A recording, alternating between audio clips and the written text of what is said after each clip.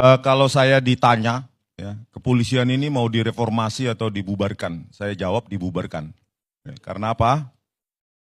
Karena memang sudah kotor, buruk. Ya. Bukan karena kepolisian di bawah, tapi memang karena jenderal-jenderalnya kotor, busuk. Saya kasih contoh, mantan Kapolri. Dialah otak rekayasa barang bukti digital. Dia, mantan Kapolri. Terus bagaimana jajaran di bawahnya? Kalau mantan Kapolri saja sudah otak rekayasa.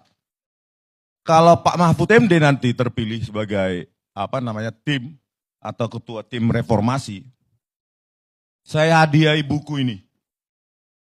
Buku ini saya susun. Bukan karena saya benci terhadap kepolisian, tapi karena saya cinta kepolisian. Ya. Ini bukunya Pak Mahfud MD dan siapapun yang menjadi tim reformasi kepolisian.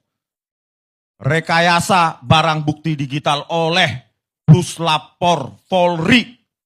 Studi kasus kopi sianida. Kalau ingin membenahi kepolisian, kasih contoh bagaimana menghukum bahkan mereka yang pernah menjabat kepolisian. Demonstrasikan bagaimana tindakan atau hukuman yang lebih berat bisa diterapkan kepada mereka yang bahkan pernah menjadi pimpinan Polri. Rakyat menilai nanti apakah hukuman semacam itu nanti cuma hukuman main-main, cuma dimutasi atau pangkatnya diturunkan atau gajinya nggak dikasih 1 bulan atau 3 bulan. Semua sudah saya jelaskan di sini. Berani nggak nanti tim kepolisian? Jadi jangan teori-teori aja nanti, lip service tim kepolisian. Kalau memang nggak bisa direformasi, bubarkan saja. Banyak anak muda yang mau mengorbankan nyawanya untuk Indonesia ini. Ya, itu masih kasus Jessica yang divonis 20 tahun. Menjalani penjara 8 tahun. Dan di sel tikus 4 bulan. Saya tantang Pak Mahfud MD ataupun siapapun yang menjadi tim reformasi Polri. Berani gak? Jadi jangan cuma lip service. Kalau kepada rakyat, cuma kasih judul YouTube saja langsung diperiksa. Kenapa Anda memberikan judul itu? YouTuber diperiksa. Aktivis diperiksa. Itu loh. Berani gak? Kalau bukti buku saya ini saya salah, tangkap saya, Pak Listio Sigit Prabowo. Besok saya langsung ditangkap. Ahli forensik digital, Bareskrim Polri, masih menipu. Di sidang PK tahun 2024. Ahli kepolisian, Polri, masih menipu hakim di pengadilan. Gak ada integritas sama sekali. Metadata gak diketik, dibilang salah ketik. Ribuan frame hilang, itu cuma salah ketik. E-Redshop dan Freemake, software gratisan untuk mengabur-ngaburkan, sehingga tercipta narasi rekayasa, karang-karangan. Itu dibilang software bawaan di VR Telview, bohong, hancur. Berani nggak? Saya tantang Profesor Mahfud. Buktikan, demonstrasikan bahwa hukum itu berlaku juga untuk mereka. Jenderal-jenderal polisi itu. Rakyat merindukan untuk melihat itu. Kasus berikutnya. Buku merah. Buku merah ditipex. Disobek. Oleh penyidik kepolisian.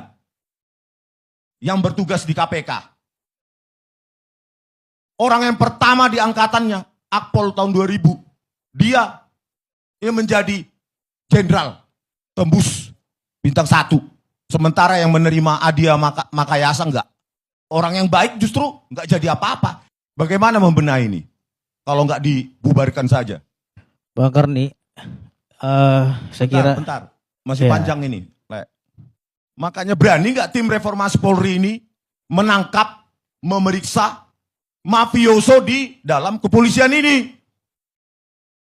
Itu tantangannya. Kalau cuma nanti lip service, berikutnya rakyat lupa, ngapain ngabisin anggaran membentuk tim-tim seperti ini?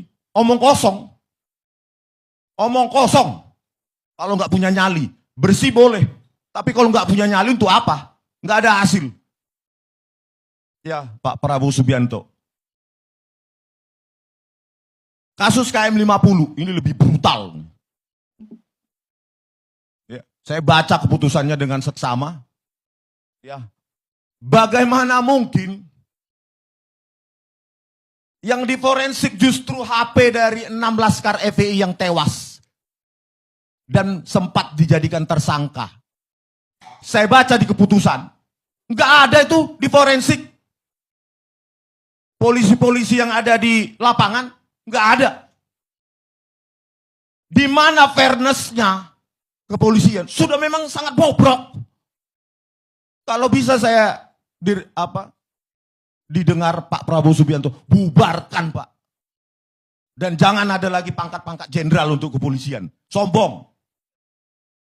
Seperti negara lain saja, inspektur utama kepolisian, inspektur ini kepolisian. Jangan pakai jenderal-jenderal.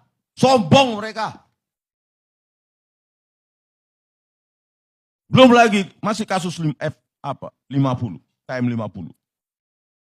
Ya. Polisi memerintahkan menghapus jejak digital di HP di warga rest area KM50. CCTV-nya juga diperintah hapus. Genangan darahnya juga malah dibersihkan, bukan di polis lain. Rest areanya justru langsung dibubarkan.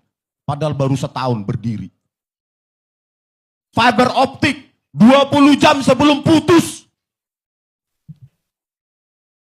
Hanya anak kecil yang percaya itu. 20 jam sebelum kejadian 7 Januari 2020 putus. Tidak dianalisa seratnya. Serat fiber optiknya. Benar nggak putus? Apakah digunting, dimakan tikus, kena petir? Tapi itu semua diterima hakim. Karena hakim berpendirian.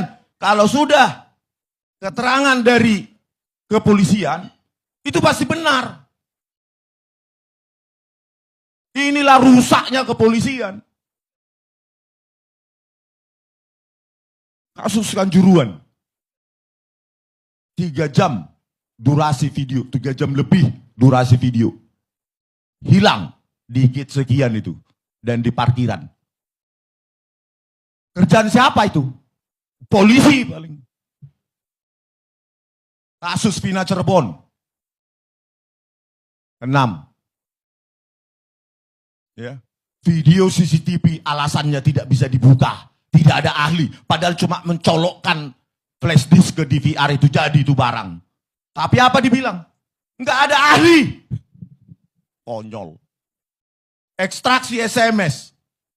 Pukul 22.14.10 WIB.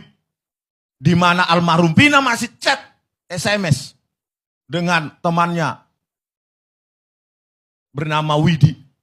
22.14.10. Dan itu dari digital forensik Polda Jabar.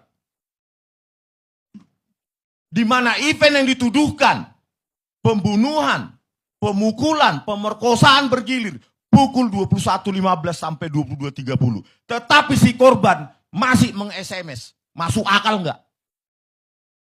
Bukti ekstraksi SMS itu enggak dipakai di rekonstruksi, reka adegan. Sengaja itu polisi.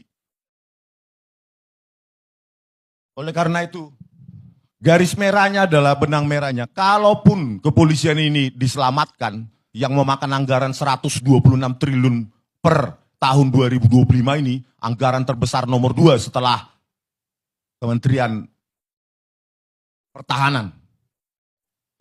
Yang 3 matra itu, TNI Angkatan Darat, Udara maupun Laut. Itu cuma selisih sekian triliun dari kepolisian, 126 triliun. Oleh karena itu, dengan anggaran yang sangat besar yang diberikan rakyat ini, seharusnya kepolisian tanpa seperti ini pun harus berbenah.